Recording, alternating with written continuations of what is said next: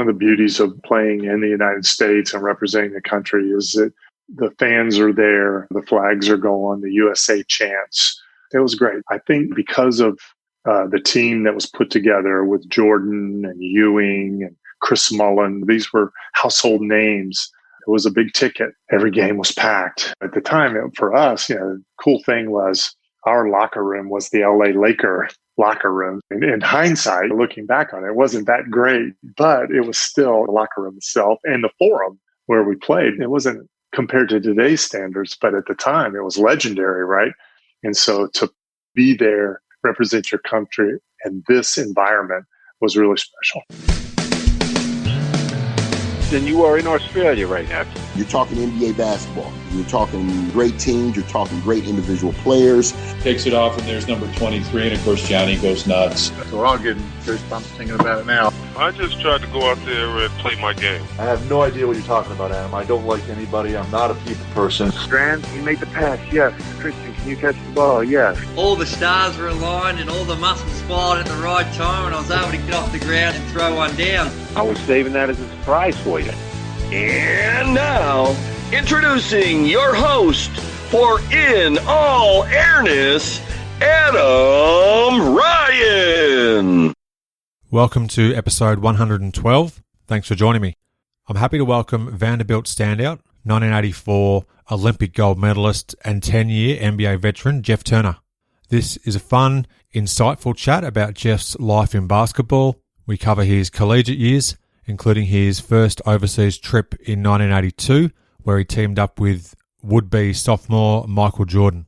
We discuss Jeff's iconic USA squad that stormed to a gold medal in Los Angeles at the 1984 Olympic Games. And of course, we do a deep dive on Jeff's NBA career, his 2-year playing stint in Italy in the late 1980s, and the details behind his return home to Florida, where he became an original member of the Orlando Magic, a team he enjoys strong links to today.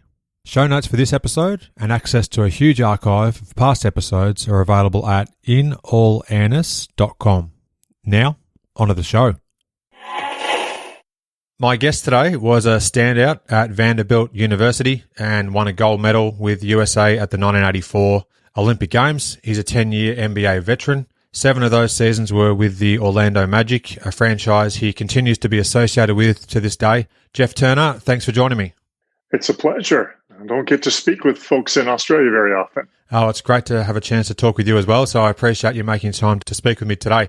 In terms of your sporting background when you were a young boy, what sports were you involved with, and at what stage did basketball become a primary focus for you, Jeff?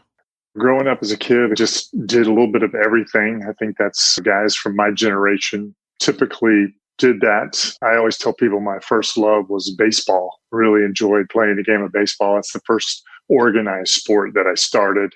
Played a little first base, pitched, a little center field. So I played that growing up. Really didn't start playing basketball till I was about 12, 13 years old, but really started to get into that as well. When I was 16 years old, I made the move to high school. I tried out for the high school baseball team. And by that time, I was 16, about 6'5", and they had a really good team. And I remember the coach coming to me, and I'll never forget it. He said, Jeff, sometimes there comes a point in your life where you have to choose sports.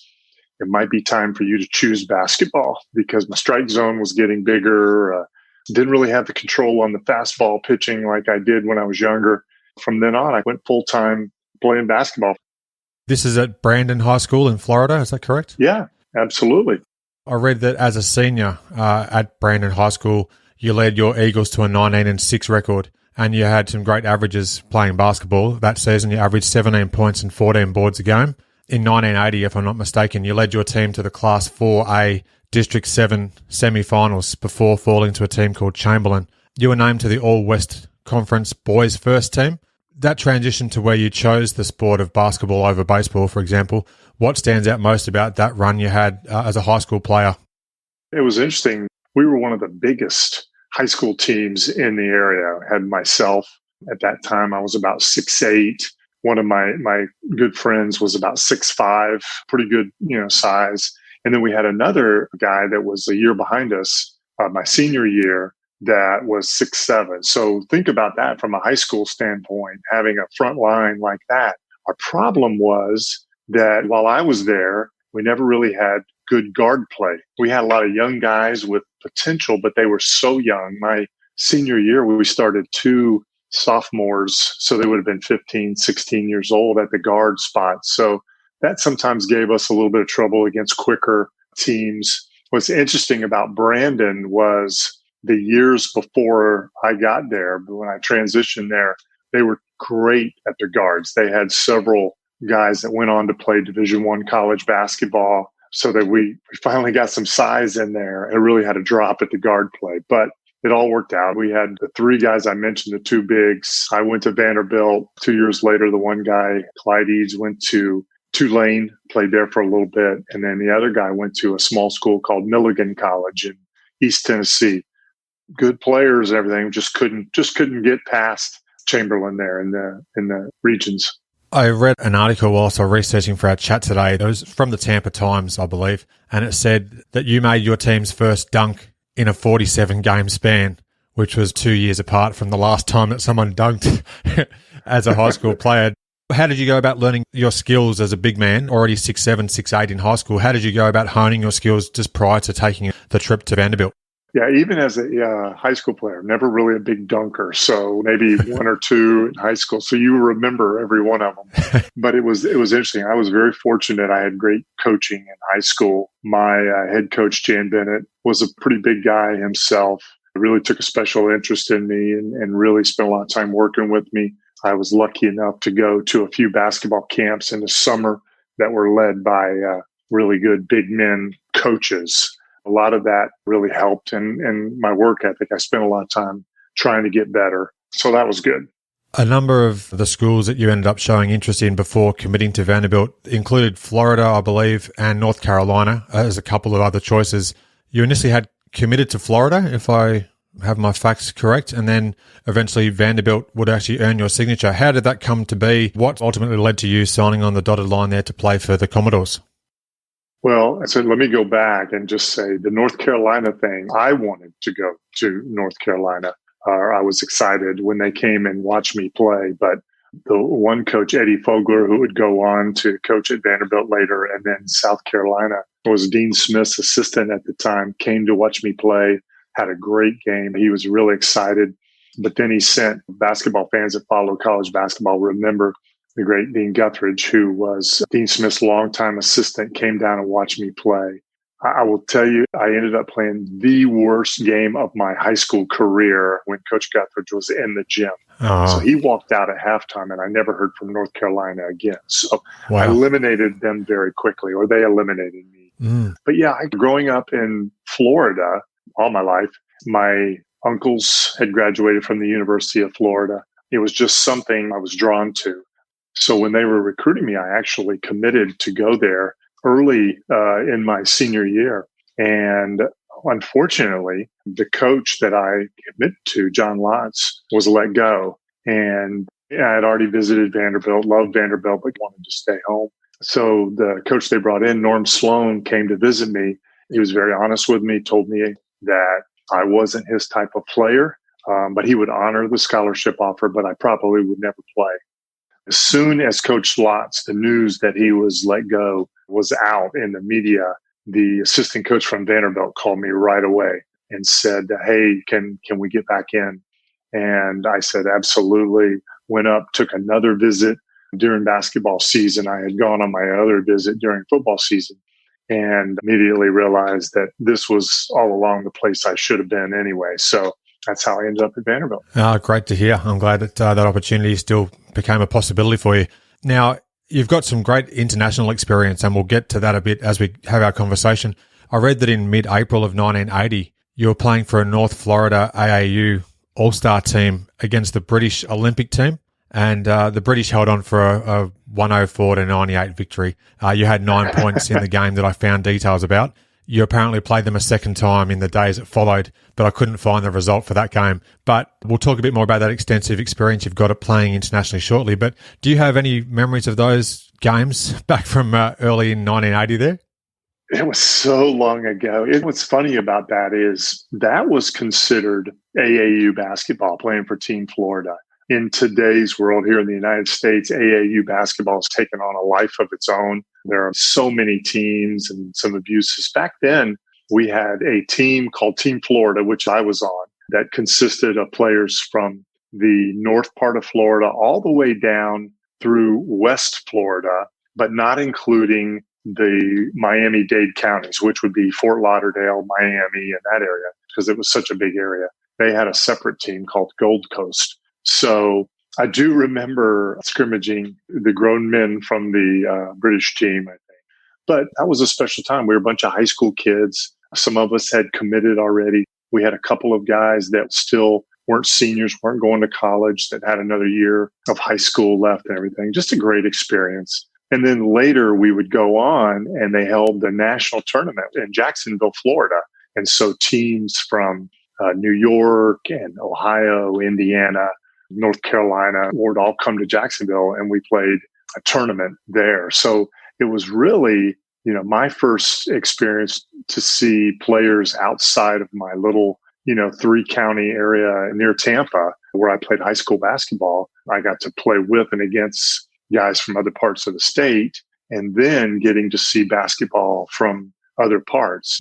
I've got 2 daughters and they played club volleyball, and we would travel as part of AAU and everything. We'd travel all over the country and we'd see all of these players from different parts and everything. I think it's a neat thing for kids to be able to see other parts of the country and see other people that are playing. It makes the game, it's very realistic in that you grow up in a little area and you think you're the best, and then you get to see other players that are so good. And then as you talked about, we're going to talk about my international experience. Then as I get into college, now I get the opportunity to see the game on a world level, which was eye-opening for me. I knew you had some international experience ahead of learning more about your career, and I was stunned at how much international experience you have over the years. Found it really fascinating. That Jacksonville tournament that you're referring to, I believe you played against Derek Harper, if I'm not mistaken. So future NBA, great. A couple of names I've seen in amongst there as well. So it's just great to read about these stories through the prism of so many decades removed. So speaking about your college career with Vanderbilt, as a freshman, your team went 15-14, and one of your best victories was your first SEC matchup against Alabama. I see the smile on your face there. Your Commodores had a come-from-behind win, 93-91. And speaking of slam dunks, apparently you had a slam dunk with about 20 seconds left, which helped seal the victory. Yes.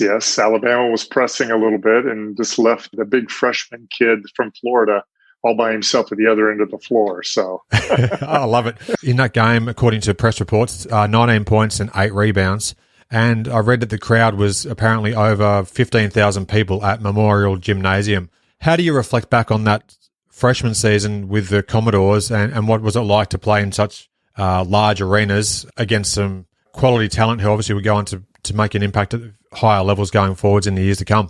The Southeastern Conference basketball during that stretch, the early 80s, was so good. There's so many great names that fans will be familiar with. Charles Barkley and Chuck Person at Auburn. Just so many. We can go on and on. But my freshman season was interesting because coming in, it was a pretty well-established team. The coach who recruited me was just in his second season, Richard Schmidt. There were 5 freshmen, and these were really his first recruits. He had inherited, when he took the job the year before, 3 guys that had been recruited by the previous coaching staff. So we were his recruits. So we had a little bit of an upper hand that he really wanted us to play. So the preseason leading up to the SEC starting was up and down for me a little bit. But for whatever reason, that first game against Alabama, who was just loaded with size and talent, again, guys that would go on and play a few years in the NBA. For me, it was a confidence builder in that, okay, I belong in this league. I can play a little bit here. So that was fun. They weren't all good the rest of the SEC year, but we had some big wins, including going into the Southeastern Conference tournament, where as a low seed, we got the number 1 seed and the number 1 team in the country in the Kentucky Wildcats. And we pulled an upset and beat them they would go on and do well in the NCAA tournament. But that was a huge upset for us. Kentucky will continue to be obviously a really vital and important team that contribute a lot of future pros. Sam Bowie was probably the biggest name there. Melvin Turpin, who ended up going a little bit further. Charles Hurt, Derek Horde, Dirk Minifield played in the league a little bit, and a young freshman by the name of Jim Masters was on that team. Good shooter. They were stacked. Kentucky was always deep, but it was just one of those deals where everything came together for us. We didn't get much farther. Actually, we had beat Mississippi State to get to Kentucky, and then we were upset, we weren't upset by Mississippi, who ended up going on and winning the tournament that year in the third round. We would have had to win 4 games to get through. So 4 straight nights, that's tough, but it was a good run. Unfortunately, based on a lot of different things, Coach Schmidt was let go right after the tournament. So the coach that I had come in and had some success with was fired right after the season was over. He was replaced by C.M. Newton. As a sophomore, your squad went 15-13, and I noted that one of your wins was a 2 overtime victory against Duke, where you had a 20-point and 14-rebound game in a 1-point victory. Do games like that resonate in your memory all these years on, or does it become a bit of a blur when you're referring to some of those college games, Jeff? What's significant to me, like I remember back on those, was Coach Newton's first year. This was obviously against Duke, was a non-conference win. And we had played them my freshman year at our place, but Mike Krzyzewski, everybody knows Coach K, this is only really his second year coming in. And so he's got his recruiting class of that group, which was phenomenal. Johnny Dawkins is in there. Jay Billis, people obviously know, Mark Allery, just a lot of young, very talented freshmen. And to go into Cameron Indoor Stadium, even though it was Christmas, still pretty good crowd, not the Cameron crazies that you see on television because they were on Christmas break. But to be able to go in there and get a win. The most amazing thing is my sophomore year, we had a young man come in, Coach Newton recruited, by the name of Phil Cox. And he was a 5'11" shooting guard that was from Eastern Kentucky, was not recruited by the University of Kentucky, but man, was he a tough player. He had 2 points at halftime of that game and then came out, and Coach Newton started him the second half, and he finished with 30. So he had 28 points in the second half of that game to really lead us to victory. I was there. I had my game, but his performance was incredible for a freshman in that building. And he would go on to become Vanderbilt's all-time leading scorer and hold that for many years, and doing it without the three-point line. He only played 1 year. So memories like that, from games like that really stand out. Yeah. Thanks for sharing these memories. It's really good to hear about your career back at this stage. Now, in preparation for a European tour that took place in June of 1982, your USA team defeated Marathon Oil in an exhibition game at Vanderbilt's Memorial Gym. Now, I read that you had 10 points, and there was another guy called Michael Jordan, I think his name was. He had 26 points in that particular game. Would that be the first time that you played with Jordan? Yes, it was. So that year, it was interesting. USA Basketball put together a select team, and we were going over to play, I think, 2 or 3 games. I can't remember how many of them. But Coach Newton was the head coach of that team. So everybody came to Vanderbilt for some practices and everything. Jordan had just finished up his freshman year, leading the University of North Carolina to the NCAA championship with that big shot. That was what really put his name on the map when people started, this Jordan kid. So not a lot of people knew about him. We had seen him, obviously, in the tournament and everything, but it was our first opportunity, for me anyway, to be side by side with him playing in games. So a lot of fun. Not quite the Jordan we would see later on. His game evolved, but as I always tell people, the greatest competitor I've ever seen, even at that age. Yeah, you could tell early on, I guess, that it was going to be something pretty special. Looking at the notes that I've got in front of me for our chat, your USA team played 5 games, I believe. 2 of them were against European all-star teams, and then you played 3 against the 1980 Olympic champions Yugoslavia. Your teammates included Jordan, of course, Johnny Paxson, Otis Thorpe, and Charlie Sitton, to name a few. Was that the first time that you'd travel overseas? Had never been. That was my first opportunity to go, abroad and everything. That was the case for a lot of us. Had never been on an airplane going that far before. So it was a lot of fun. A little bit of a culture shock, obviously, for 18, 19, 20-year-olds going that far away. And again, you ask me things that stand out. And I tell people, we had heard a lot about, like, I've been an Olympic junkie forever, growing up as a kid watching the Olympic basketball tournament. And your impression of the European basketball, you see at that time, was very mechanical, big, physical, lumbering players and everything. And I remember we got over there and we're playing the Yugoslavian national team. There's this young guy playing for Yugoslavia by the name of Drazen Petrovic. He's like a kid from the streets of the United States. He's got all the flash, the way he handles, the way he moves. He's 18, 19 years old at that time.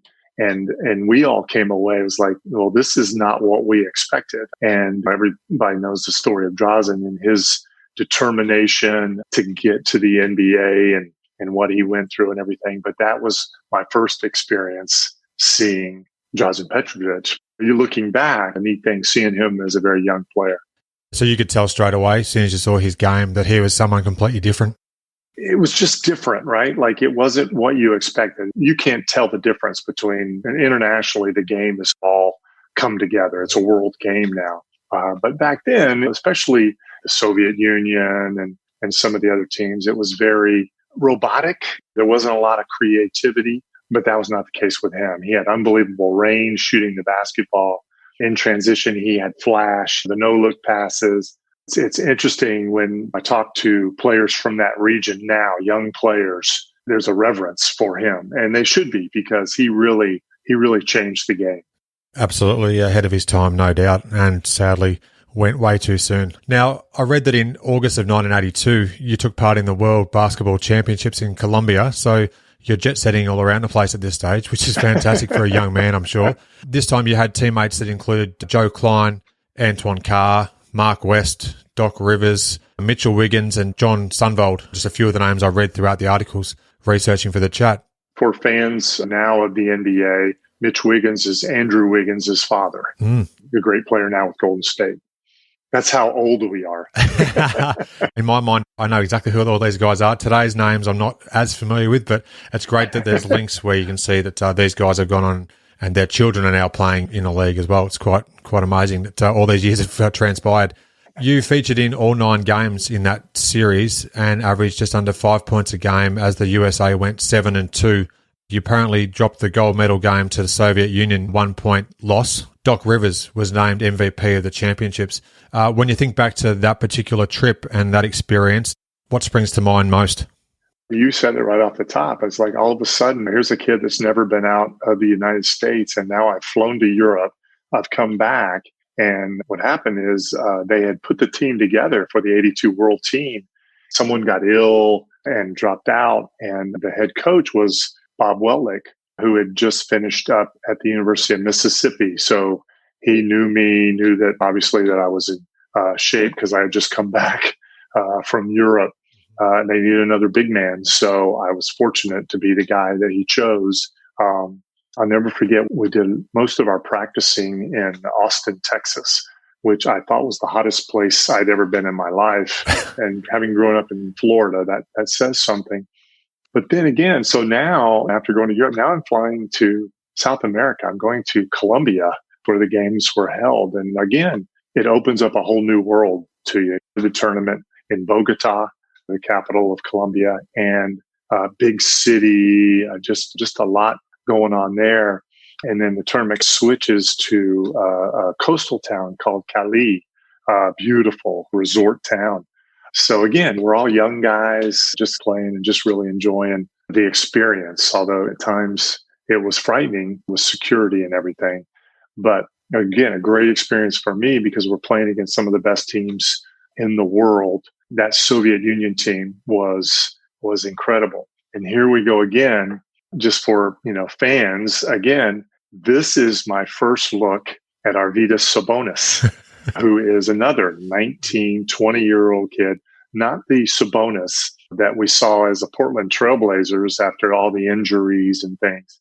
This was a thin, just unbelievable athlete that ran the floor, just so talented. We're like, wow, this guy is something. So playing in the gold medal game, we were actually getting a rematch against the Soviets from a previous game. The thing I remember about that game is we're down one, about maybe 20 seconds left. We get a jump ball, win the tip, and Doc Rivers has a shot from 16, 17 feet. And I think it hit every part of the iron, just boom, boom, boom, boom, boom, pops out, and we lose by one. But Doc was incredible. Imagine being selected the most valuable player of that tournament and not winning the gold medal. I don't think that happens very often. It's usually comes from the winning team, but that's how good he was. So yeah, just another great experience for me and really learning the international game. Yeah, just fascinating to hear you share these recollections. So thanks for doing so. Returning back to your junior season at Vanderbilt, that was your most successful college season. The team went 19-14 and you made it to the National Invitation Tournament for the first time. You defeated East Tennessee State in the first round and in round 2 lost to Wake Forest, a team that had some future NBA players including Delaney Rudd and Danny Young. When you think back to that NIT appearance, how did that compare to regular season college versus some of the international experience you'd had? The great thing about that season, by then now I'm a junior, so I've got a little bit of experience. We had a good senior class. We had been together. We had I felt like a pretty successful SEC run. Unfortunately, back then, we didn't get 64, 68 teams in the NCAA tournament. We weren't good enough to get there, but the opportunity to play postseason basketball in college, that was our first opportunity for it. So a lot of fun. The first game we hosted, the NIT works, but where they think they can get the best crowd. So we hosted East Tennessee State and just probably a lot better than them. But then going to Wake Forest and playing there against, as you mentioned, great backcourt in Rudd and Young. They had a big man, Anthony Ticci, who played a little bit in the NBA, and Rodney Rogers, who was a young player on that team, played in the NBA a little bit. So they were very talented, and that home court advantage thing was a little bit too much for us, but it was a great experience. Prior to your senior season, you flew to Japan and played 2 exhibition games, and you went 1-1. One of those games was almost a 40-point win over the Japanese All-Stars in Tokyo's Olympic Stadium. That must have been some experience for you. And then you flew to Taiwan and played in the Jones Cup tournament in July of 83, if the timeline's correct here.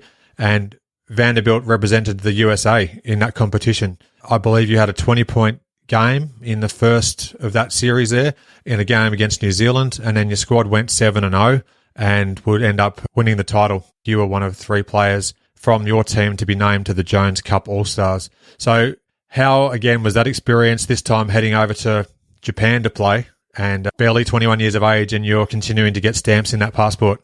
That's right. That's incredible. The travel, the excitement, what an honor for our team, Vanderbilt, to go and represent the United States in this competition.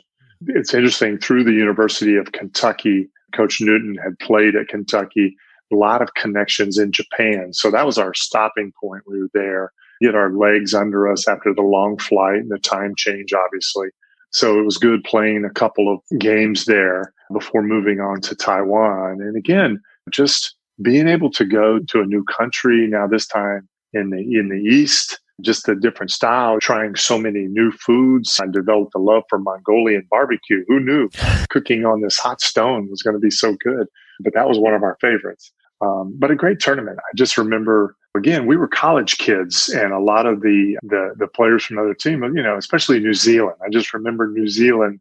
These were grown men with beards, and they were just, but man, were they a blast. They were a physical, very rugged team. They were there in the hotel and they were having a good time, and it was just fun. I think the Chinese team was there. I think the Jones Cup is a qualifying tournament for the different competitions coming out of there. So it was fun. It was another good experience, and it certainly was good because we were able to take some of our young players from Vanderbilt who hadn't got a lot of time and take them over and get them some touches, because my senior year we were we were really young. So it was good from that standpoint to get them a little experience before we went into our SEC season. As a senior, your team went 14-15, and you were named the team co-captain. You also were named the All-SEC first team player. You're an academic All-SEC as well. So obviously you're studying up as well, which is good to see whilst you're playing your hoops. Now, you led this team in scoring at almost 17 points a game. You led them in rebounds, field goal percentage, free throw percentage. And on top of all that, you went for a career-high 30 points in your final regular season game, I believe, at Memorial Gym versus Mississippi in early March of 84. First of all, how did it feel to score 30 in one of your final college games? And what was the conclusion to your college career like from your perspective, looking back all these years later, Jeff? It was great. In 1984, my senior year, it was a good year for me.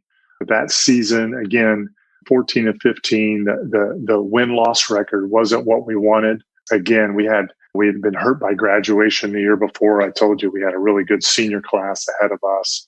We had myself and my senior roommate, Al McKinney, starting, and then Phil Cox, who I told you about earlier, that came in a year behind.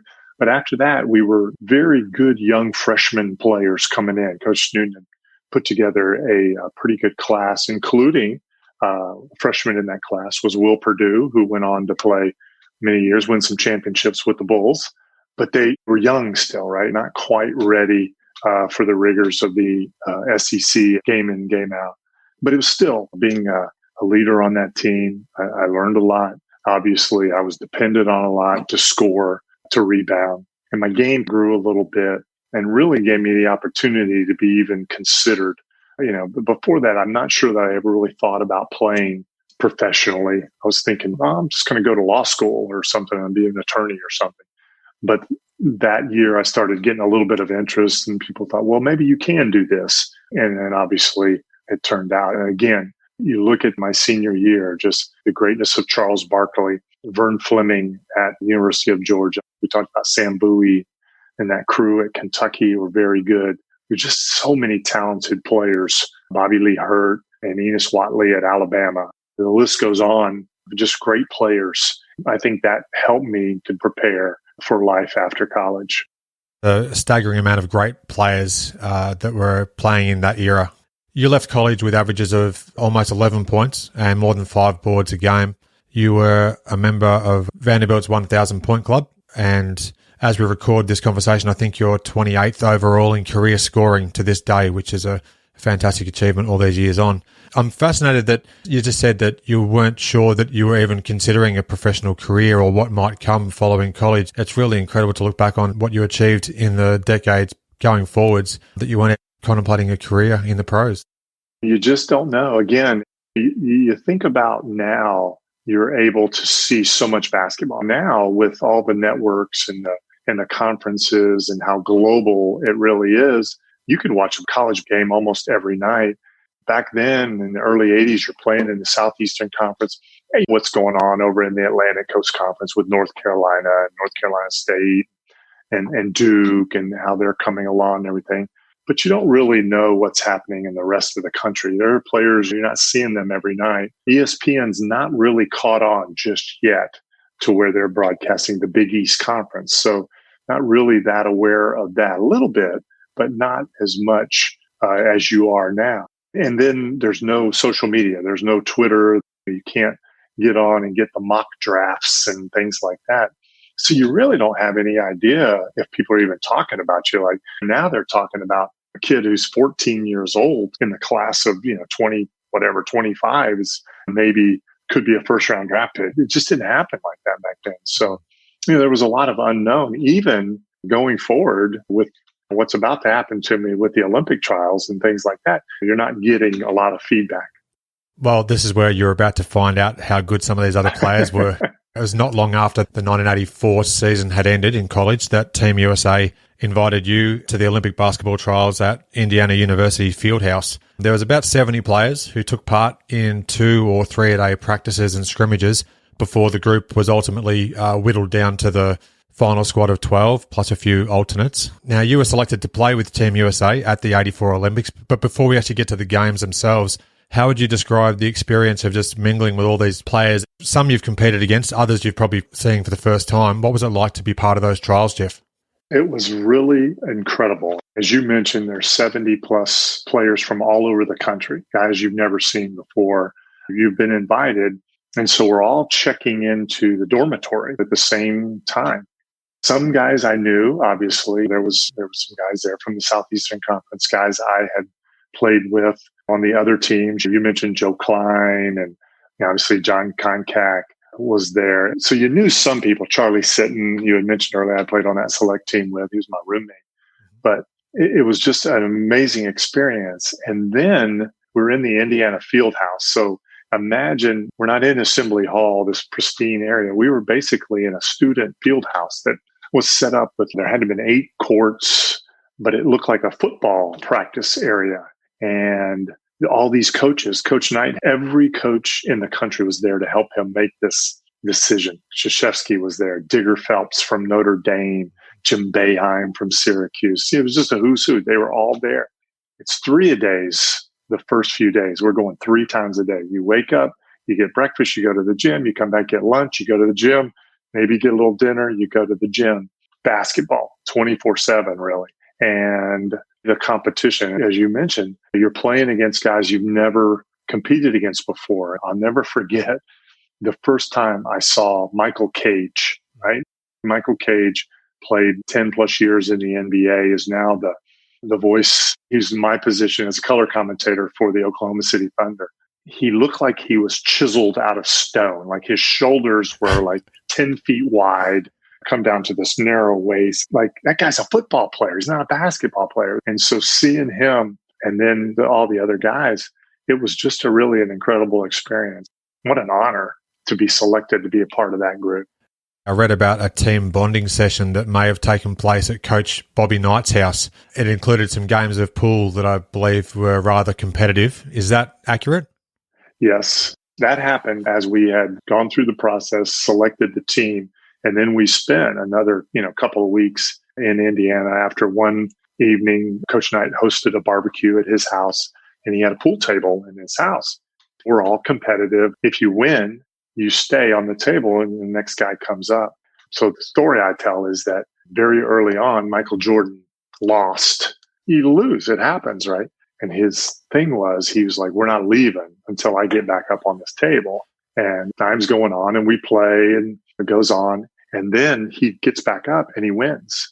And now everybody else that played pool that night had to come back up. He had to beat every one of us before we could leave Coach Knight's house. We had practice the next morning. We're all like, let's go. No, guys may have been throwing games of pool just so we could go. We had to get some rest. But that's how competitive he was. He was going to let everybody know we weren't leaving until he was the best at the pool table that night. That's funny stuff, particularly in the wake of The Last Dance. Just a quick aside, what did you make of the 10-part series, The Last Dance? I'm sure you probably got to catch some of it or maybe all of it.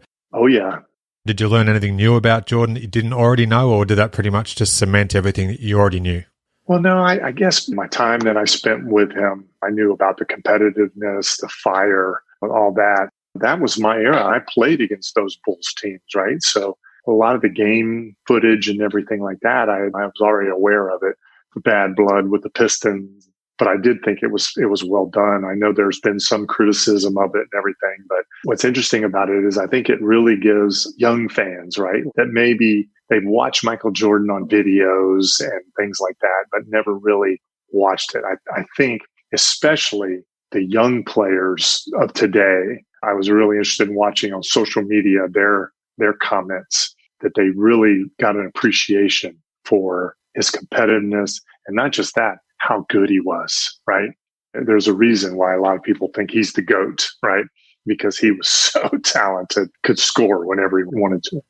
We'll get to the NBA draft shortly, even though it took place before what I'm about to ask you about, which is USA's pre-Olympic exhibition series. One game against Indiana University alumni, which included Isaiah Thomas, interestingly, and 8 further games against NBA stars. Now, your USA team won every game. In the second game of that series, you scored 12 points at Providence in a 128-106 win. How did you find those lead-up games in terms of preparing you for the Olympics and starting to gel as a team ahead of the actual 84 games themselves?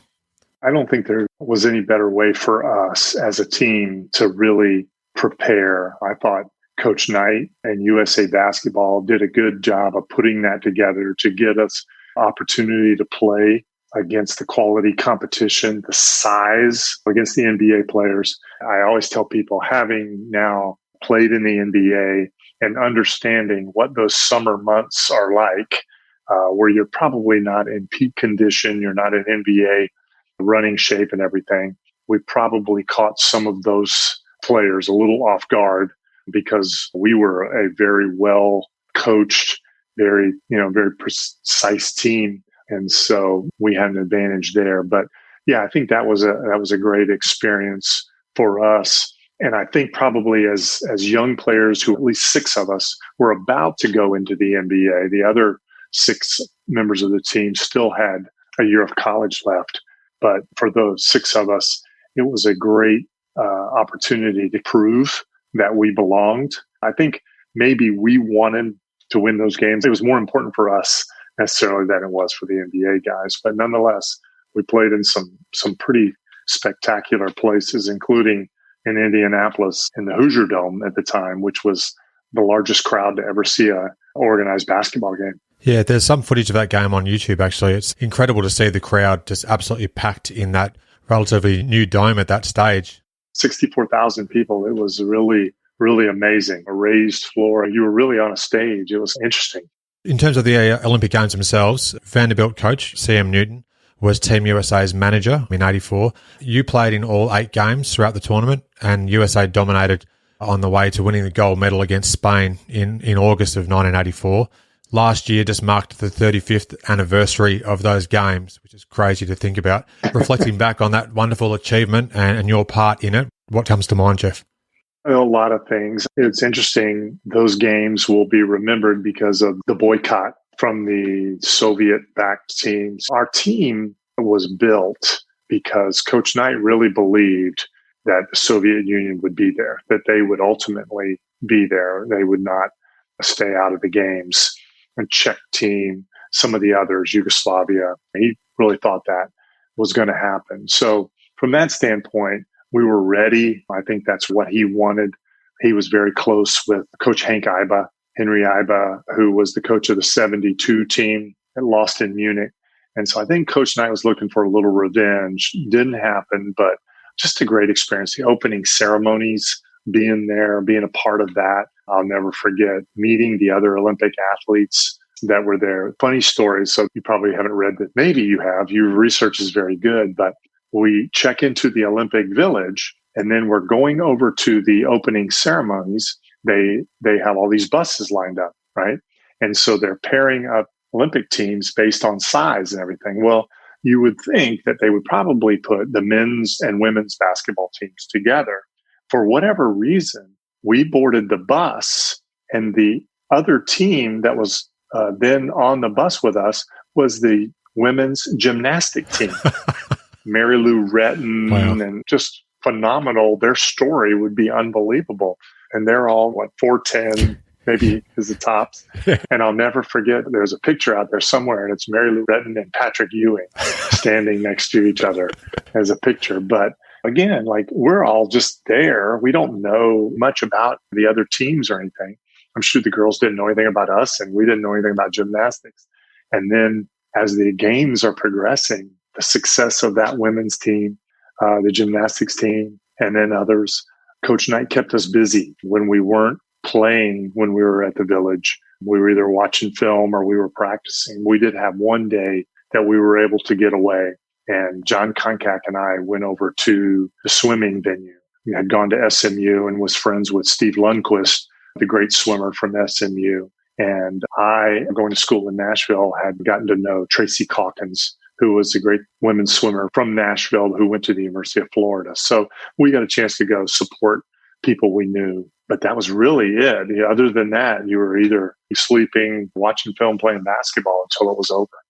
Would have played probably every game at the LA Forum. How was the reaction from the USA fans watching their national team dominate on its way to a gold medal? Can you recall just some of the reactions that happened during games, or what it was like after games when you had the victories? Oh, absolutely. It's one of the beauties of playing in the United States and representing the country is that The fans are there. The flags are going. The USA chants. It was great. I think because of the team that was put together with Jordan and Ewing and Chris Mullen, these were household names. It was a big ticket. Every game was packed. At the time, for us, the cool thing was our locker room was the LA Laker locker room. In hindsight, looking back on it, it wasn't that great, but it was still the locker room itself and the forum where we played. It wasn't compared to today's standards, but at the time it was legendary, right? And so to be there, represent your country in this environment was really special. I'm almost getting goosebumps just hearing you talk about it. So I can only imagine as a player how it must be for you to relive these moments. The 1984 NBA draft, it actually took place before the pre-Olympic exhibition series we talked about. I read that you were working out in Hawaii, I believe, prior to the draft. Did you have a sense of what teams were interested in possibly selecting you when it came to the actual draft day itself? The Hawaii experience actually happened before the Olympic trials. And now I think they have the Chicago Combine is where they do the scouting and things like that. Back then, they took the best seniors from around the country and flew to Hawaii. You were there a week playing against other seniors from around the country. And again, I really didn't talk to anybody. I had hired an agent by then. And so you're getting a little bit of feedback from them, but it's not like he can pick up the cell phone and give you a call, right? You got to find a landline, no email or anything like that. So your conversations are a little bit more limited with your agent. From that experience, from being in Hawaii, the only guy that really, from a general manager standpoint, that talked to me was Jerry West. I just happened to be in the hotel one day. I'll never forget, just like you, I'm a history buff for the NBA. So one of my idols growing up is Jerry West. And I'm coming down to the escalator and Jerry West is at the bottom. He turns, he sees me coming, he waits on me and he just talks to me. He said, "Hey, Jeff," he introduces himself. You're like, "Yes, sir, Mr. West, I know who you are." And he said, "I've been watching you. I really like you. I could see you fitting well with our team, with the Lakers." And that was it. Their team is pretty set. And so they're going to be picking in the draft very late. And well, that'd be great. First round, second round. So going into the draft, I have no idea who's interested in me, if I'm going to be picked. It was really a crazy, crazy time. It's fascinating to think back on. And I love that Jerry West mentioned there as well. It's awesome to hear that he afforded you the time to have a quick chat and mention how the Lakers were possibly looking at picking you. It must have been eye-opening to say the least. I believe that you guys were in Bloomington on the draft day, June 19th, working out for Team USA. What was the atmosphere like, given that you were one of 6 players on the USA roster who would be first-round selections? Again, 1984, we're not quite there from a television standpoint the way it is now when the NBA draft comes, right? With ESPN coverage and everything like that. It was in Madison Square Garden, but big part of us, as you mentioned, we're in Bloomington, Indiana. So what they did was they took us to a local television studio in Bloomington, and they put us all in a conference room at a big table. We had a television. Obviously, we could hear Commissioner Stern with the picks. Goes along like what we thought. So I'm sitting there with Michael Jordan and Sam Perkins, Alvin Robertson, Vern Fleming, Leon Wood, and me. Hakeem Olajuwon goes first. The Portland Trailblazers select Sam Bowie. And now Chicago is on the clock. And so the Chicago Bulls pick Michael Jordan. So what happens is they come into the room and they escort Michael out. And so he goes into the studio to sit in front of the camera. And then he's having a conversation on air with Al Albert and Lou Carnesecca, the head coach at St. John's at the time. They were doing the broadcast. And so they'd ask him questions and everything. And so then Michael goes out in the waiting room. He's got to wait for the rest of us because we're all got to go back to the dorm or get something to eat together. Sam Perkins obviously is taken next by Dallas. I think Alvin Robertson maybe goes to the San Antonio Spurs at 8. Leon Wood, I think, is picked at 10. And so those 4 guys are out of the room. So it's just me and Vern Fleming. We're sitting there, right? And so the draft keeps going and everything. And they get to the 16th pick is Utah. And they select John Stockton out of Gonzaga. And so Vern and I are sitting there. And the next up is the New Jersey Nets. I don't know anything about New Jersey. Vern is a New York kid, right? Maybe New Jersey will select him. The only thing, Adam, going through my mind is I have no idea when I'm going to be picked. What if I'm not picked till the second round? Nobody knows, right? I figured Vern would be picked earlier, but I just didn't know. He didn't know either. He didn't know when he would be picked. I say to Vern, what do you think Michael's doing right now? And Vern and I laughed and it was like, he's sitting out there wondering when we're going to get there because he's hungry. He wants to go eat. The 17th pick, the New Jersey Nets select Jeff Turner out of Vanderbilt. I'm like shocked, right? I have no idea. There is a chorus that I can hear over the television, a chorus of boos, right, from the crowd that's there because they don't know, right? And we talked about it, no television. They don't know this kid out of Vanderbilt University. They haven't watched me on television and everything. So I go do my thing. And then Vern is picked the very next pick, 18th pick by the Indiana Pacers. So we get out of there. I've heard stories. I don't remember it, but it makes sense to me. I think Coach George Raveling had brought us there. We all went to McDonald's and ate hamburgers before we went to practice later that evening. But that's it. That's how it worked. It was that simple, not all the getting dressed and shaking hands with the commissioner and things like that. That was our draft moment. It's a stark difference, isn't it, between maybe 20, 30 years later, the pomp and ceremony that is now involved with the draft? Now, being on the other side, the broadcast side, I've locally covered the draft and everything with Adrian Wojnarowski and the Woj bombs and everything like that. Like 2 days before who every team's going to pick, pretty much. So you got a heads up. Back then, it was like, I can just, picture the war rooms, you're on the clock, and teams are like, well, what about that guy? And so New Jersey needed a big forward, and I guess I was the best one on their board. Great to hear you sharing these stories. Thanks so much for your time as well. It's really good to speak with you with this amount of time and do a deep dive on your career. You mentioned shock was one of your main emotions when you heard your name. What did you start thinking about in terms of, okay, now I'm going to be heading to New Jersey to start my pro career? What was going through your mind at that stage? Well, because of where it fell in the Olympic experience, I didn't really have time to worry about that. That's true.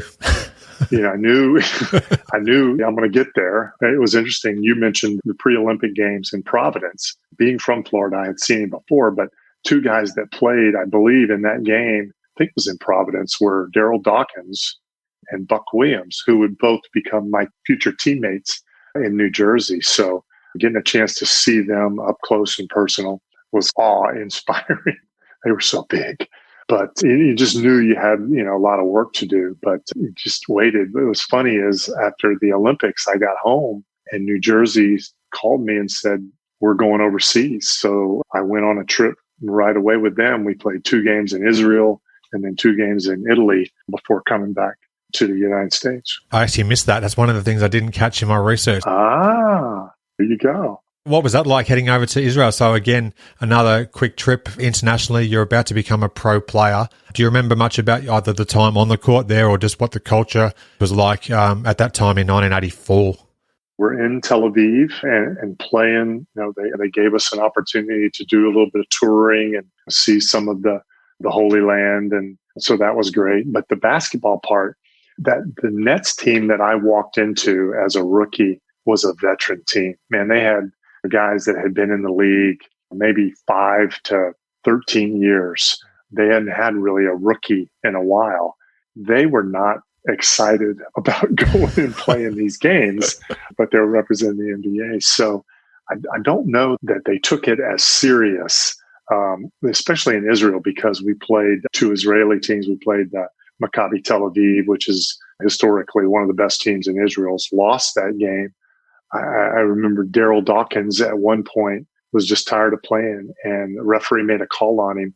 He actually picked up the official by the waist and was laughing and just ran down the court carrying the official.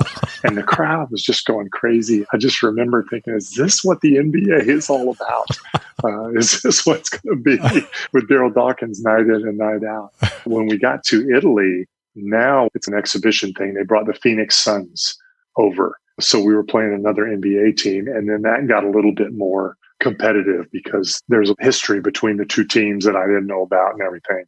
So those games were very competitive. It was a good experience. Aside from the aforementioned Darryl Dawkins and Mike Jaminski, your New Jersey team had veterans like Otis Birdsong, Michael Ray Richardson, Buck Williams, Michael Corrin, Albert King. It was a good team. The one thing that you didn't mention is on this trip overseas, and while I'm there, my future wife is planning our wedding and everything. So I get home and I get married. We load up and go to New Jersey. And so we're two young newlyweds coming out of Nashville, Tennessee. And those guys, man, they were veterans. They treated us so well. And I'll never forget that. When I see them now, I run into Otis Birdsong and obviously Jaminski and O'Corin, but even Michael Ray Richardson. There's so many laughs. I was just a kid going into that grown man world. And there were a lot of laughs about how bad I was at the time and then where my career has gone and what I'm doing now. It's just a lot of fun. And the playing while I was in New Jersey for 3 years was not my best, but the atmosphere, being around those guys and everything was some of my favorite memories. In your rookie campaign, it was probably your best season as a team. You made the playoffs before getting eliminated by the Pistons in the first round. Stan Albeck was your coach for that season. And one of the more famous games of that year was Christmas Day of 1984. I hate to bring up bad memories, but Bernard King dropped 60 points on you at Madison Square Garden. However, you did win the game. You played against a multitude of all-time greats throughout your career. I suppose it's a silly question. Do you remember the 60-point game, and what was it like to be at MSG to see Bernard King turn it on like that? See, in today's world, we would call that probably fake news, right? and here's what I'm saying. So here's what happened. Early in my NBA career, right? I'm coming in college and on the Olympic team. I'm a center power forward, right? I don't play out on the perimeter that much. So I get to training camp with the Nets, and our two small forwards, Albert King and Michael Corrin, get injured.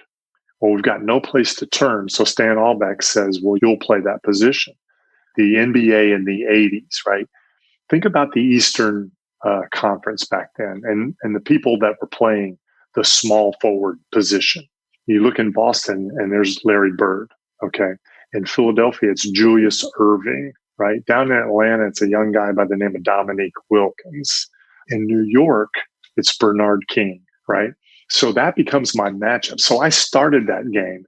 I like to say that even though the paper said Bernard King scored 60 points against Jeff Turner, I probably only got about half of those scored on me because I was in foul trouble part of the game anyway. So I probably only played about 25 minutes.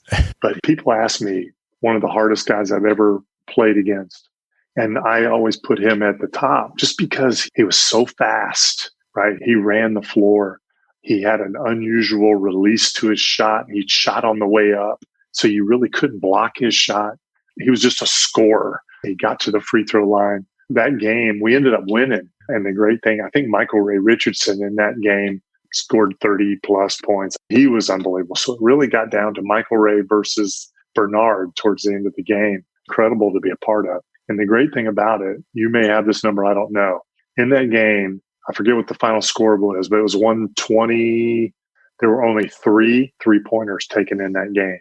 It was just a different game, right? It was at the basket. But yeah, every Christmas, NBA TV runs back that game. So it's like one of those things where I will never disappear because I will always be Jeff Turner that Bernard King scored 60 points against in the Madison Square Garden on Christmas. That's funny. But you guys did have the victory, so you do take the spoils at least of that. The score was 120 to 114, so you were spot on with the score there, and only a couple of 3-point baskets, which obviously beggars belief compared to today's game, which everybody's shooting threes basically once they get across half court. Pretty stark differences, but I'm glad you still got some fond memories of that game, even though Bernard lit everybody up that night. We tried everybody on him. Just an aside, we actually ended up guarding him with a guy by the name of George Johnson, who was another veteran player, but he was a great shot blocker. He was a 7-footer. And we ended up just putting him on Bernard a little bit, just so he at least have to shoot over a hand because nobody could stop him. It was incredible. After a round 1 playoff exit in 1986 and a 24-58 record in 1987, Dave Wall had replaced Stan Albeck as coach. Your time with the Nets then came to an end. What do you remember about leaving New Jersey, and then how did the opportunity to head overseas and play in Italy come to be? Again, and I'll be the first to admit it, my time in New Jersey, probably for my draft position was, disappointing, right? My third year there, they had changed management. New GM had come in and basically he was trying to rebuild and just basically told me I wasn't part of that process. So I had loaded everything up, again, not knowing what the future held. By this time, my wife and I had bought a place. Our summer home was in Nashville, Tennessee, and going back with the thought that probably this is my opportunity to do something else. Now my life goes on, the NBA is over. And I got a call from an agent, not my agent, but an agent that I had met through other NBA players who told me that there was a team in Italy that was really interested in me. We weren't sure, but he said, how about this? They will fly you and your wife over here, no charge to you. You come, take a look at it, talk to the coaches, everybody else, see if you like it. If you don't, if you decide it's not for you, you've got a free trip to Italy. So we were like, sure, let's do it. It was a beautiful time of year. I think July, maybe. We fell in love with the city of Cantu in Italy, which is in the north part in the Como region. It was a small town, good history, a lot of success, really good Italian players.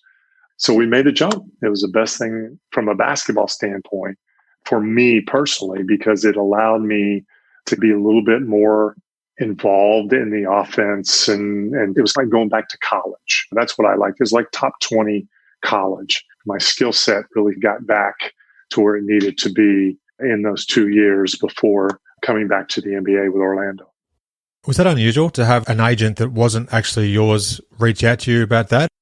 It was. It was interesting because my agent at the time apparently was looking, but he didn't have a lot of experience over there. And this agent, his name's Warren Legary. Warren is people that follow the NBA now. Warren is the guy that really put together the NBA Summer League in Las Vegas. He represents mostly NBA coaches now. Mike D'Antoni is one of his clients from Houston. But anyway, he was a hustling young agent who spoke fluent Italian, was well connected in Europe, and he got wind that this team was interested in me and that my original agent had made some calls, so he knew I was interested in potentially going over there. So was it unusual? Probably, but I tell you what, people come into your life, right, that have a major influence, and he was one of those guys, because if he doesn't pick up that phone and call me, my NBA career is probably over. I'm not sure that I make the jump to another lower level Italian team or somewhere else, Spanish league or something like that at the time, unless we go over and see this for ourselves. Thank you for talking about the details behind that as well. Yeah, his name's definitely familiar to me, even over here in Australia. So you head back to the States for the 1990 season. You spent the rest of your NBA days with the Orlando Magic. You were an original member of the new expansion franchise. Now, correct me if I'm wrong. However, I read that you worked out for both Orlando and Minnesota in May of 1989 before you signed a free agent deal with the Magic in July. What led to you becoming a part of the Magic, and what was that experience like trying out with the Timberwolves as well? What was interesting at that time was after 2 seasons of playing in Europe, again, I played on a fantastic Italian team. We played in a lot of postseason tournaments. We competed for the Italia Cup every year.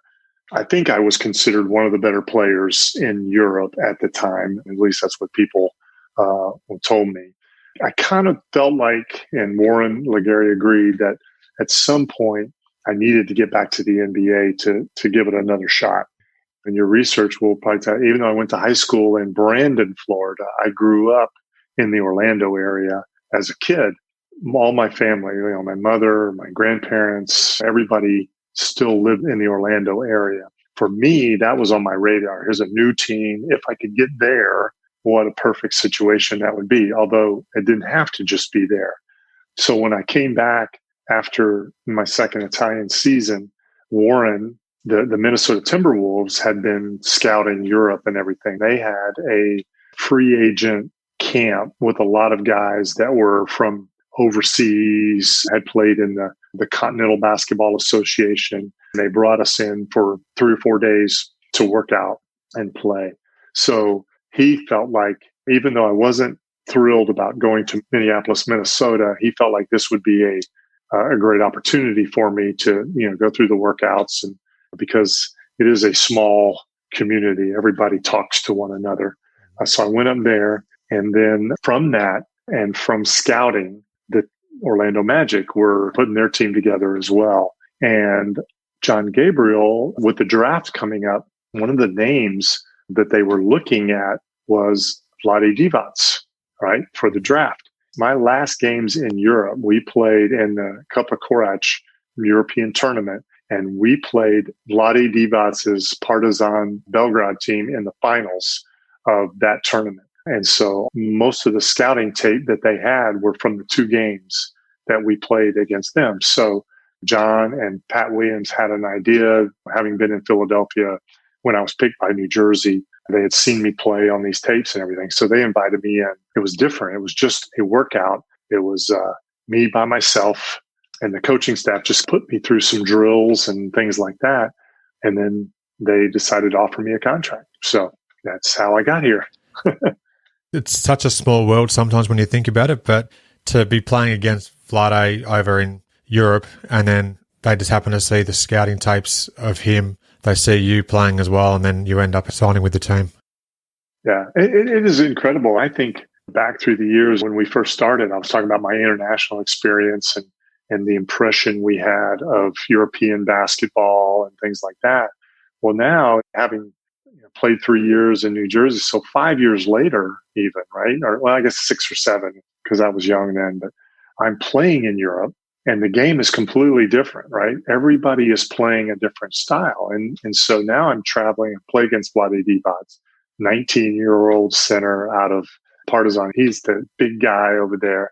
I get a chance to play in that same tournament leading up to playing Partizan. We play the team out of Split, Croatia, who happened to have a young Toni Kukoc and Dino Raja on their team, right? So we had to beat them to be able to get to the finals. I think it was the semis. We beat Yugoslavia Split.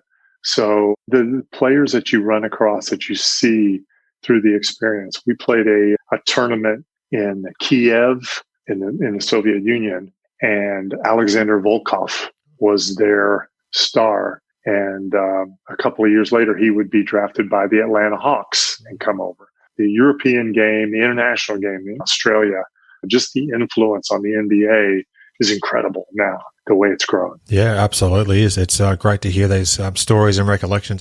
Your first regular season action with Orlando was their home opener versus the Knicks in November of '89, and it was also the team's first win. You had 2 points, 2 boards, and 1 steal in 4 minutes, courtesy of basketballreference.com for what it's worth. What do you remember of that first win and the response from the crowd? You can tell that the Magic fans were just a different breed. They were, and still continue to be, massive supporters of their franchise. So what was that like to take in that first victory of the franchise? It's interesting. I tell people, because I grew up in Central Florida, right? And we never had professional sports. Growing up, you rooted for, in Florida, for me, Philadelphia 76ers with Julius Erving and those old Boston Celtics teams, the New York Knicks with DeBusschere and Walt Frazier and Earl Monroe and Willis Reed. You didn't have a home team, so you just adopted a team. In baseball, the closest thing was Atlanta with the Atlanta Braves. In football, we were Dolphins fans because they were our state team. I knew that it was going to be a challenge for Orlando to support a professional team. We really didn't know what it would be like, but I think the thing that I take away, obviously only playing 4 minutes in that game, so I got to witness the crowd quite a bit because I was sitting on the bench. So the enthusiasm, what was great about those early years was, it's an 82-game season, so you got 41 home games. Now you'll find that people, they'll buy season tickets, but they'll sell part of their package. For the most part, not everybody, but people will go to 10 games because it's hard, right? Back then, if you bought season tickets, it was the same people in those seats all 41 games. So you kind of got familiar with the crowd. They were familiar with you, and just fun. It was a really cool environment, and it was new, and it was packed every night. And we weren't even very good. We ended up winning 18 games that first year after winning 7 in the first month of the season. So this last part of the year wasn't very good, but they were still there right with us every night. You were led by Matt Gukas the first 4 seasons he was the coach. In late February of 91, you had a career-high 28 points against the Golden State Warriors. You went 10 of 13 from the field for 131-119 victory. Dennis Scott had 35 points in the same game. And all these stats are thanks to basketballreference.com. One of 9 times in your NBA career that you went for 20 or more points. Do you remember this 28-point outing at Golden State? You were playing against the Run TMC Warriors. That particular stretch, it was our second season. Matt Gukas was trying different lineups and everything. And what was interesting about that Golden State team is, you mentioned the Run TMC, their bigs at the time generally played on the perimeter. They played differently than everybody in the NBA. Originally, they were one of the first 5-out teams where the bigs would stand out and shoot threes, whether that was Paul Mokeski at times, Tom Tolbert, I think, was there then. That's just the way they played. For me, coming into the game, it was a game Matty felt comfortable having me in the game. During that stretch of that season, the second half of the season, Scott Skiles and I were running a lot of side pick and roll, and it was just a really good combination. We were in a nice groove. Scott had a nice way of using the screen and getting into the paint, drawing the big defender. I said pick and roll. With me, I never rolled to the basket. I would pop to the perimeter. I became a good perimeter shooter. And so he would draw my defender and kick, and I was wide open. And so it was one of those nights, 10 of 13, where everything's going in. And then, like anything, if you're going to have a career high, if you're going to score points, great scorers, when you have a big night, you get to the free throw line. For whatever reason, they fouled me quite a bit. And I think I got there maybe 10 times, 8 of 10 or something like that. But I was able to get to the line as well. So that's kind of how the end of that season went. We stayed with that look. I think through the last 42 games or something, I averaged 10, 11 points a game during that stretch, just because we ran that set quite a bit and teams were having a hard time defending it. That season, your team improved considerably and went 31-51 before regressing in 1992 when you went 21-61. But that all changed. Well, there was a reason for that, though. Go ahead. No, it was a reason, because what you're about to say, when it all changed, like we needed ping pong balls in that season. Absolutely. And in the 1992 NBA draft, the ping pong balls definitely went your way. The Magic had the number 1 pick and would end up taking some guy called Shaquille O'Neal at number 1. Just some guy named Shaquille O'Neal. He was still getting a fair bit of hype with LSU at that stage. How quickly did you think that Shaq was going to be an absolute all-time great? Pretty early on. I love to tell the story. By the time Shaq got to us, I've played now 6 years in the NBA. I played against, good players, big players, guarded some big players and everything.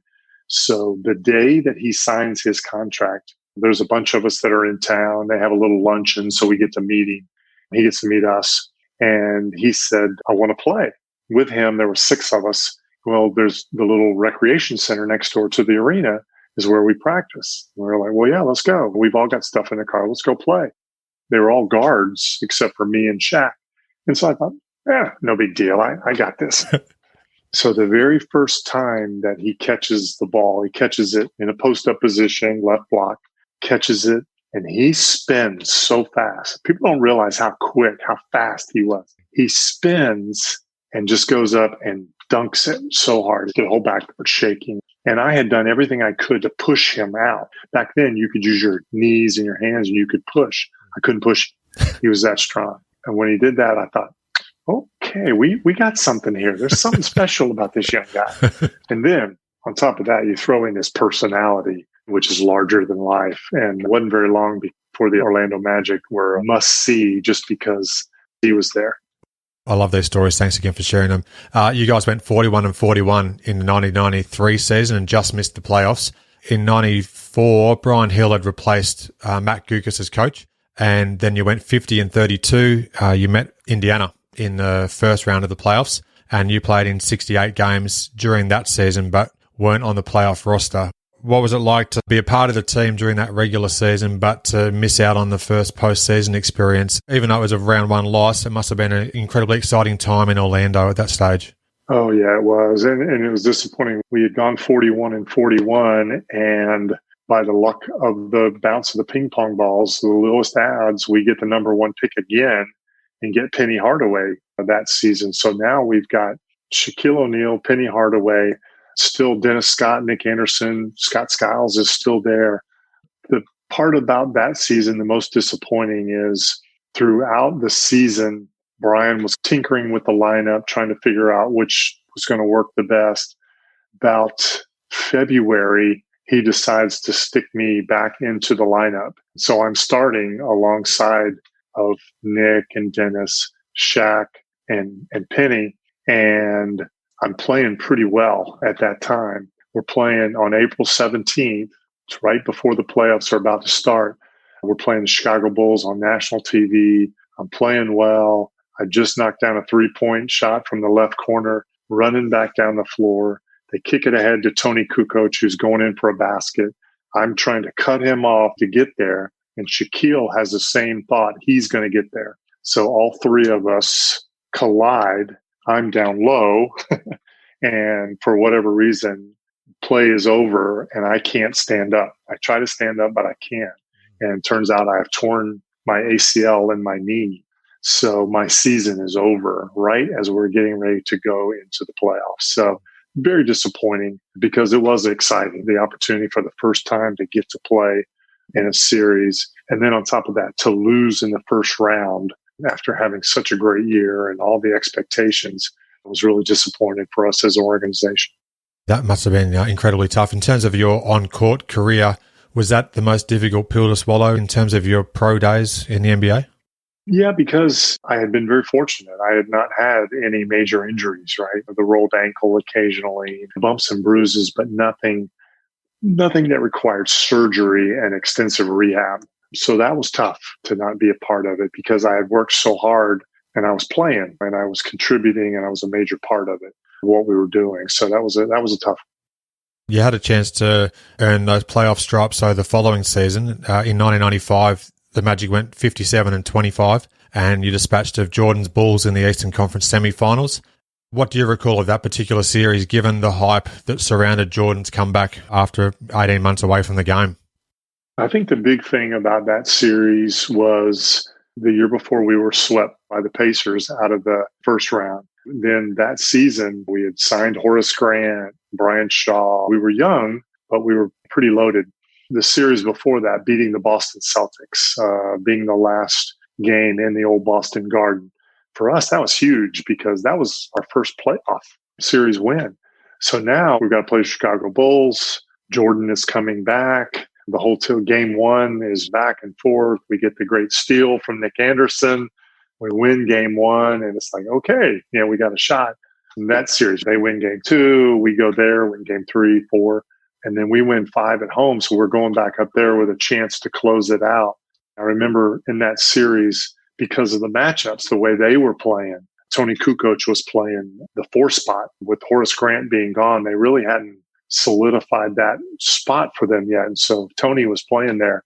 And Brian didn't think that was a good matchup for me. So I hadn't played much at all in that series. And in game 6, we go in there. And Horace was unbelievable in that series. He shot like 65% from the field.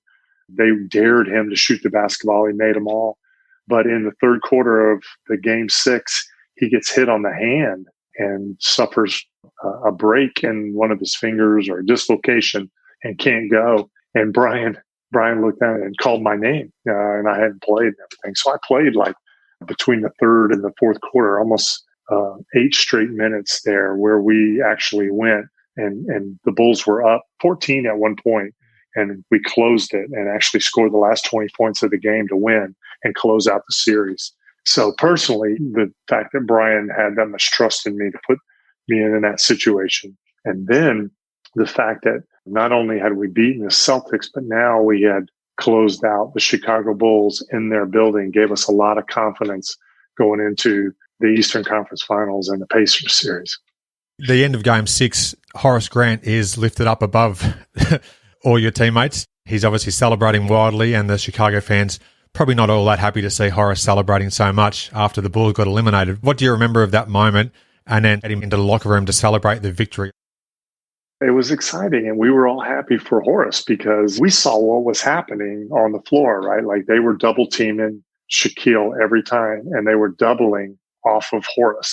Phil Jackson, and they come up with this game plan. They were challenging him. He was their former guy. So we all knew what was happening. So we knew how special, how well he had played. He was the MVP in that series. You can look at Shaquille and Penny, but if he doesn't step up and do what he did in that series, I'm not sure it goes the way we wanted it to. So very exciting. I did enjoy in The Last Dance, though, seeing it from Michael Jordan's perspective and Scottie Pippen's perspective. It, like that, losing that and seeing Horace being lifted up drove Michael Jordan on his comeback to be ready. Just as an aside, for those, the following year, the Magic were swept in the Eastern Conference Finals by the Bulls, 4-0, led by Mr. Jordan. He got his revenge. Horace did get injured. To his credit, he was injured early on, I think, in Game 1 of that series. I think his elbow, we'll get to that in just a moment. Indiana took you to 7 games in the Eastern Conference Finals. Great series. In 95, fantastic series, and some really memorable games and some classic finishes. You ultimately prevailed and won the East. You went back to the NBA Finals where you'd meet Hakeem Olajuwon and the Houston Rockets, arguably at their peak of the powers, and they'd sweep you in 4 games. You missed only 3 games of the 21 postseason matchups in 1995. What are your memories of the Eastern Conference Finals and NBA Finals generally, Jeff? Well, the Eastern Conference Finals, I tell people we had showed the classic games in the Orlando area on Fox Sports Florida while the NBA has been away, but they only showed the wins, the 4 wins. But other than Game 6 of the Indiana series, where Indiana blew us out in Indianapolis, the other games were incredible, like great finishes. It was an amazing back and forth chess match between Brian Hill and Larry Brown. The adjustments we made. Indiana was big, both Antonio Davis and Dale Davis. I played a lot in that series because we just needed size on the floor whenever Horace would go out. There were times where Indiana would play Dale and Antonio Davis at the 4 and 5, and I would come in and give Shaquille a break, and Horace and I would play together. By that time, now I have really become what in today's NBA language would be a stretch 4, and I'm a 3-point shooter. That was part of my job, was to space the floor for Penny and Nick and Dennis and Shaquille. So I got a lot of good looks in that game because I was being guarded by bigger players that wouldn't come out on the floor. So it was just a great series. Those of us that played on that team, we don't talk about the finals against the Rockets. There are not a lot of good memories from being swept by the Houston Rockets. So, in the NBA finals and the attention around that and playing against the great Hakeem Olajuwon and Clyde Drexler, Hall of Famers, there are great stories in there, but it's just like we were on such a high after winning the Eastern Conference Finals. And again, I go back to the fact that Shaquille at this time is 24, Penny's 23, Nick and Den. We're young, and we had done it so fast. I think all of us look at it and say, wow, if we could have just kept it together and really grown. It had not been that place where we had to get past. We had gotten past the Pacers who had beat us. It just came so quickly to us, and we probably weren't ready for it. That's why I purposely tried to say, what were the Eastern Conference Finals like and the NBA Finals? I was trying to couch it a little bit for you. Very good. Getting into 1996 briefly, that was your last season in the NBA. You were severely affected by injury. You played 13 games in total for that season. This is the reason for my Vancouver hat on video. In February, you were traded by Orlando to Vancouver, but you never played for the Grizzlies. But this led me to a great quote that I uncovered from the March 2 edition of the Palm Beach Post. Oh, no. It says, Jeff Turner was traded from the Orlando Magic to the Vancouver Grizzlies last week. Quote, I haven't had much contact with Vancouver. I called and told them where to send my checks, and I asked them if they could send me a couple of those Grizzlies T-shirts, end quote. So did you actually make it to Vancouver? But more importantly, did they send you some T-shirts? No, I didn't get a T-shirt. I think the hat you have or something like that. Ah, okay. Most importantly, the checks did keep coming. Obviously, you're saying it in jest, but... I know, tongue-in-cheek things. But what's interesting about that whole time, as you mentioned, I had never really been injured, rehabbed after the 93-94 season, and gotten myself back to where I was playing consistently in that NBA Finals run in 94-95. In 95-96, a lot of high expectations again. We got everybody back. We signed John Koncak to be our backup center. We were using Tree Rollins, me and Horace as a center behind Shaquille in the previous season. So we had really solidified our roster and high expectations. For me, in training camp, come down wrong on the knee and I've torn a little bit of meniscus. So I have the surgery, rehab, come back, probably came back too quick, wanting to be in, played the 13 games, as you mentioned, and then suffered in practice another. So I tore meniscus in my left knee, same knee I'd had my ACL 2 times and had 2 surgeries in, less than 4 or 5 months. And I talked to the doctors and they were like, really, there's nothing left we can do. I got a second opinion from another doctor in Tennessee. And he told me, he said, Jeff, you've got no meniscus left. He said, think of this as like you've got a set of tires on your car and you maybe get 50,000 miles lifetime out of these tires. He said, your knee is like at 40,000. And he said, you got to decide what you want to do with the other 10,000 miles on this knee. And I was in such pain and I was so disappointed that I basically went to the team and said, look, I can't do this anymore. But I was still on the roster. And at the trade deadline, John Gabriel was still working because he had some big decisions to make in the upcoming season because we had a big guy by the name of Shaquille O'Neal who's going to be a free agent. We had to adjust the roster, make money. So he made one of the very first salary cap trades in NBA history. And I was traded for another injured player by the name of Kenny Gaddison, who had career-ending back surgery just recently. So basically, the Orlando Magic and the Vancouver Grizzlies traded 2 players who would never play the game again for salary cap reasons. And so somebody just flippantly asked me, oh, did you even go to Vancouver? And I was like, no, they knew I wasn't coming, right? I was never going to come. And then I said, but I did call them and tell them, give them my address, tell them where to send my checks. So, but that's how that came about. But I appreciate you sharing that. But I like your hat. Very nice hat. Thank you. I love it too. Following your retirement, you became a radio analyst for the Magic for almost 10 seasons. I'm curious, how was the transition for you to become an analyst? It was not something that I had ever thought about doing. It's not something I went to school for or anything like that. In the early days of the Orlando Magic, we were a small organization. And so when we traveled commercially, we were all together. And that included the broadcast crew, trainers, and things like that. So our radio guy, when I was playing, was David Steele. And he did the games on radio by himself. And after the trade deadline, I wasn't going anywhere, wasn't going to Vancouver, but the team still wanted to keep me in the organization. So they were talking to me about different opportunities within the organization. And David calls me and says, I think you would really be good on air. And I just want to touch base with you. He said, if you're interested, I'd love for you to sit with me the rest of the year. So the 95-96 season, after I had stepped away from playing, these are my teammates. He thought I would give his listeners a different perspective having me there. And I said, well, I never really thought about it, but we'll try it. So I did the last 10 home games and travel with the team. I just did the home games on the radio. And then I did all of the playoffs, the run to the Eastern Conference Final with the Bulls, did all of those games. And David and I had been friends, so the chemistry was really good.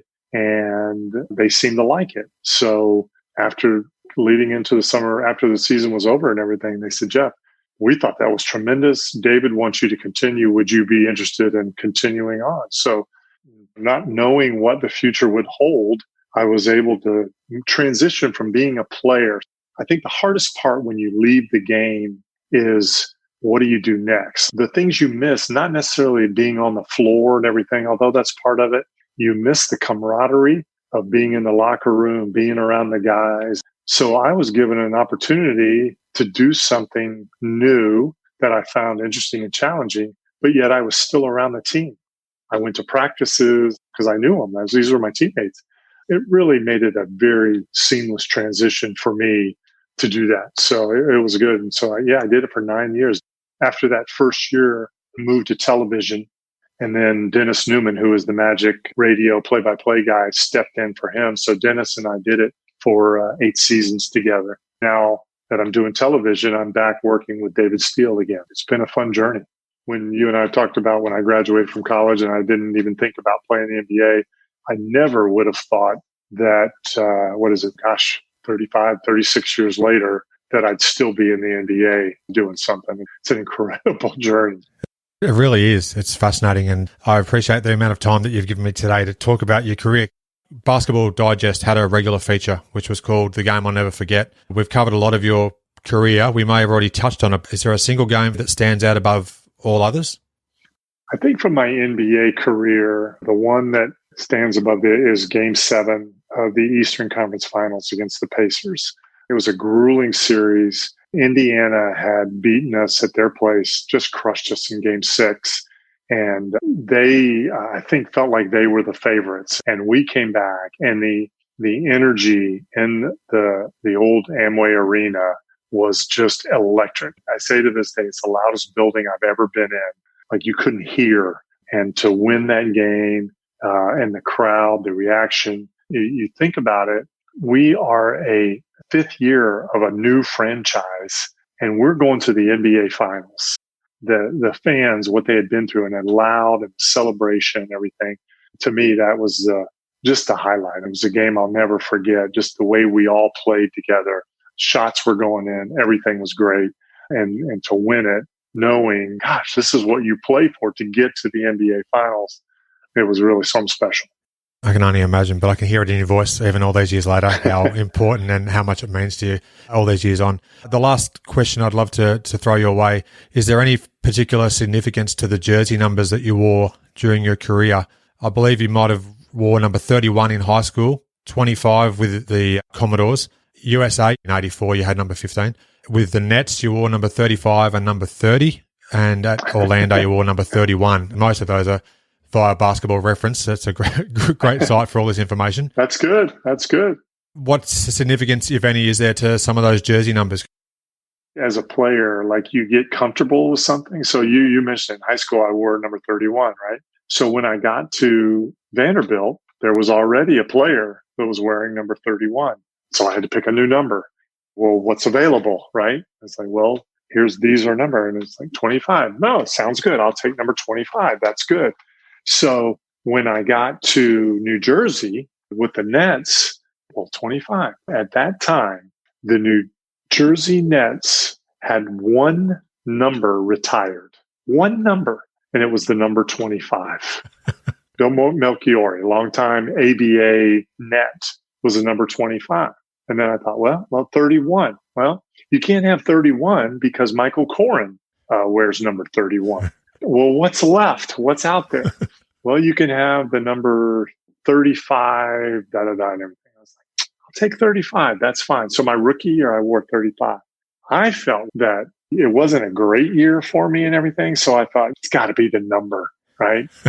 Young man, don't know any difference. So I went in and I said, hey, what other number? Because the year before, somebody had worn number 30. And I said, can I have the number 30? I'll wear that. So my last 2 years in Jersey, I wore the number 30 just because I was looking to change my luck. The 15 on the Olympic team, it was almost like it was just like, here, it fits you. It's your size. It didn't really matter to me.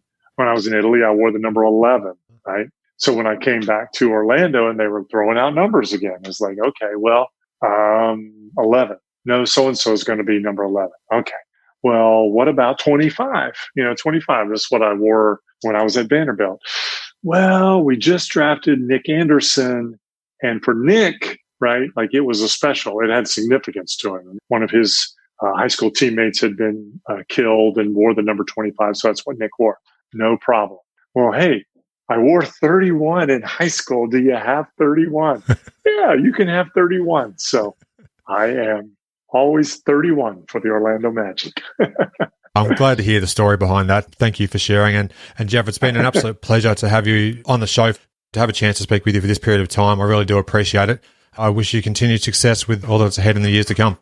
Thanks for having me. I really appreciate the fact that you're a historian of the game and you're sharing interviews and stories with people. I think it's important that people that are fans of the game really get a feel for where it comes from. So I appreciate what you're doing. Oh, thank you. All right. Thank you, sir. Thanks again, Jeff. Okay. Bye. Bye. Thanks for listening. I welcome your interaction with the show. You can suggest topics or guests you want to hear conversations with. Send me an email. Audio clips are welcome. inallairness@gmail.com. Worldwide, the show now has 169 ratings on Apple Podcasts with an average of 4.5 stars, with 90 reviews across all providers. Thanks as always for your continued support. If you add a review, I'd love to read it out on a future episode of the show. Your ratings and reviews are one of the best ways to support the podcast. If you enjoy the show, please do tell your basketball-loving friends about it. Your word-of-mouth recommendations are truly worth their weight in gold. Stay up to date with my podcast and subscribe to my monthly email newsletter. You'll receive exclusive details on upcoming podcast episodes, future high-profile guests to appear on the show, and much more. Simply email me inallairness@gmail.com. You can subscribe to my show in various ways. Search for In All Airness, 3 words, on your podcast app of choice. The show is on Apple Podcasts, Spotify, Google Podcasts, Amazon Music, Audible, Overcast, Android, and more. Thanks for listening. I hope you enjoyed the show and share my web address with your friends and colleagues, inallairness.com. Check out the podcast archive for plenty more episodes with high-profile guests. Follow me on Twitter @inallairness. Please add your like to the show's social hub, facebook.com/inallairness. Join me next time for another edition of the show.